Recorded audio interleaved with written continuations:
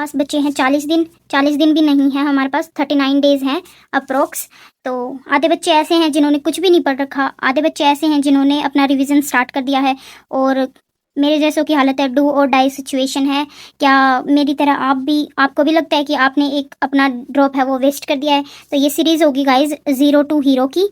Like जिन बच्चों का syllabus अभी कंप्लीट नहीं हुआ है उनके लिए तो काफ़ी मुश्किल रहेगा। जैसे कि मैंने अपनी बायो 11th और 12th बोथ दोनों कंप्लीट कर ली हूँ मैं, और अभी मैंने अपना टाइम टेबल बना लिया है पर्सनल, जो कि मैं आप लोगों के साथ नेक्स्ट वीडियो में अगर आप बोलोगे, कमेंट करोगे तो मैं शेयर कर दूँगी।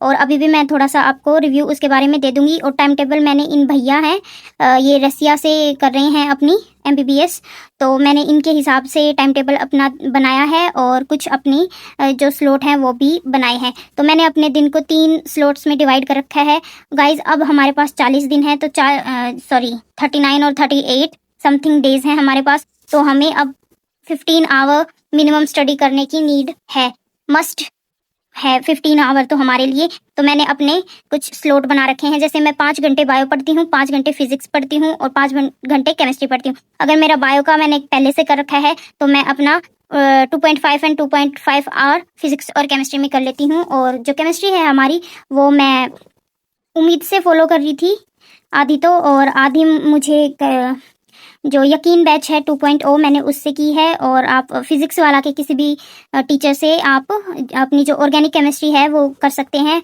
और मैं एक ऑर्गेनिक जो पढ़ाते हैं वो सर हैं SBC सर, जो केमिस्ट्री पढ़ाते हैं। उन्होंने अभी ऑर्गेनिक के क्वेश्चन प्रैक्टिस स्टार्ट करवा रखी है, तो आप लोग वो भी देख सकते हो। और ये है गाइज मेरा टाइम टेबल। तो हमें अब 40 दिन में जो मिनिमम हम कर सकते हैं वो ये है। बायो में तो हमें सारे क्वेश्चन ही करने होंगे, क्योंकि मेन जो सब्जेक्ट है वो बायोलॉजी है, और 11th-12th की बायोलॉजी आपको स्ट्रॉन्ग करनी बहुत ज़रूरी है। तो हम 320 एटलीस्ट 360 में से लेके आएँ तो हमारे लिए बहुत अच्छा होगा। और इतने तो गाइज हमें लेके आने ही चाहिए, क्योंकि ये हमारा मेन सब्जेक्ट है। और केमिस्ट्री में गाइज मैंने अपने चूज़ किए हैं 12 चैप्टर, जो कि मिनिमम 120 मार्क्स हमें मिल सकते हैं। और फिजिक्स में मैंने 5 चैप्टर चूज़ किए हैं जिनसे हमें 60 मार्क्स मिल सकते हैं। तो अप्रोक्स 500 मार्क्स का मैंने अपना देखा है, और बाकी देखी जाएगी, जैसा हमारा पेपर आएगा उस हिसाब से करेंगे।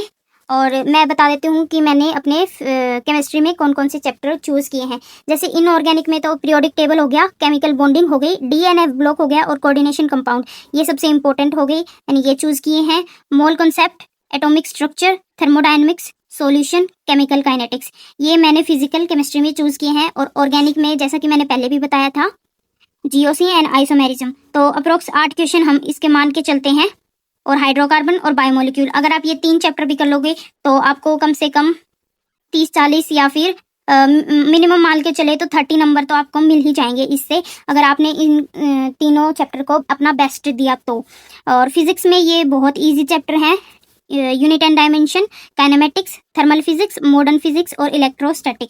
और गाइज अगर आपको फिजिक्स में अगर प्रॉब्लम आ रही है, अगर आपका सिलेबस कंप्लीट है ना, तो आप उम्मीद बैच से अपना जो रिवीजन है वो कर सकते हो, और बहुत अच्छा पढ़ा रहे हैं MR सर। फिजिक्स वाला से ही मैंने अपना कोर्स ले रखा है, और वही पढ़ाते हैं।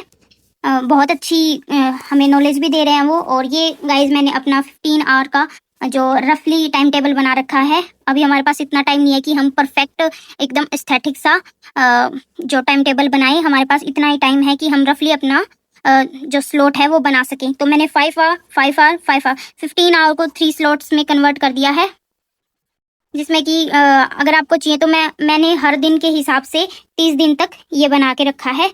और 30 दिन तक मुझे कौन कौन से चैप्टर चाहिए और कितने चैप्टर मैं एक दिन में रिवाइज कर सकती हूँ। और इसमें ये तो मैंने अभी रफली बना रखा है, अगर मुझे नीड हुई तो मैं इसको अपडेट कर लूँगी। जैसे कि बायो के चैप्टर काफ़ी इजी होते हैं आधे, और मैंने अपनी 11th और 12th बायो बहुत स्ट्रॉन्ग कर रखी है।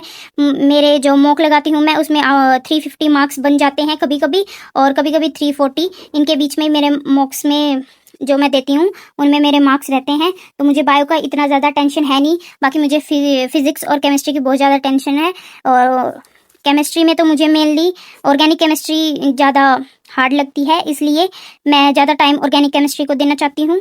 और ये जो मेन चैप्टर जो मैंने लिस्ट बनाई है ना, ये तो मुझे ये है कि डू और डाई वाली सिचुएशन हो गई, ये तो करने ही करने हैं, क्योंकि यही हमें हमारी मंजिल तक पहुँचाने में मदद कर सकते हैं। और अगर हमारे पास, जैसे कि मैंने एक चैप्टर अपना एक दिन में कंप्लीट कर लिया, टाइम टेबल के हिसाब से मैंने एक चैप्टर को 2 दिन भी दिए हैं और जो ईजी है उसको 1 दिन भी दिया है। तो जो ईजी है या फिर जो हार्ड टॉपिक है उनको हमने एक दिन में एक चैप्टर कवर कर लिया या फिर एक दिन में 2 चैप्टर कवर कर लिए, तो हमारे लिए 30 में से 28 हो जाएंगे, 27 हो जाएंगे, ऐसे काफ़ी दिन बच जाएंगे। तो ये तो हो गया 30 डेज़ का प्लानर मैंने अपना बना रखा है। और अगर हमें आगे भी जैसे कि बाद में हमारे पास 9 या फिर 10 दिन अप्रोक्स बच जाएंगे, तो उसमें हम हमारी जो है प्रैक्टिस कर सकते हैं, जैसे कि मॉक दे लिया। अभी जो सब ऐसे बोलते हैं कि मॉक देना बहुत इंपॉर्टेंट है, बहुत इंपॉर्टेंट है। बहुत इंपॉर्टेंट उन बच्चों के लिए जिन्होंने अपना सिलेबस कंप्लीट कर रखा है, या फिर जो रिवीजन कर रहे हैं और जिन्होंने पहले 2 बार रिवीजन कर लिया या फिर अब उनका तीसरी बार रिवीजन चल रहा है, तो उनके लिए मॉक बहुत ज़्यादा इंपॉर्टेंट है। ठीक है गाइज। और जो बच्चे जैसे कि जिन्होंने अपना सिलेबस ही पूरा नहीं किया, उन बच्चों के लिए ये टाइम टेबल बहुत सुटेबल रहेगा। और जो एक मैंने चैप्टर्स बताए हैं, ये कर लोगे तो आपके मिनिमम 500 मार्क्स बन जाएंगे। अगर इनमें से भी एक आधा चैप्टर नहीं होगा तो एटलीस्ट 450 मार्क्स तो आप स्टोर कर ही सकते हो अपने अकाउंट में। तो यही था गाइज। और नेक्स्ट वीडियो में अगर आपको कुछ जानना हो तो कमेंट कर सकते हैं। और मैं अपनी जर्नी शेयर कर रही हूँ 30 दिन तक लगातार, मैं अपनी जो नीट की जर्नी है वो शेयर करूँगी। और मिलते हैं नेक्स्ट वीडियो में।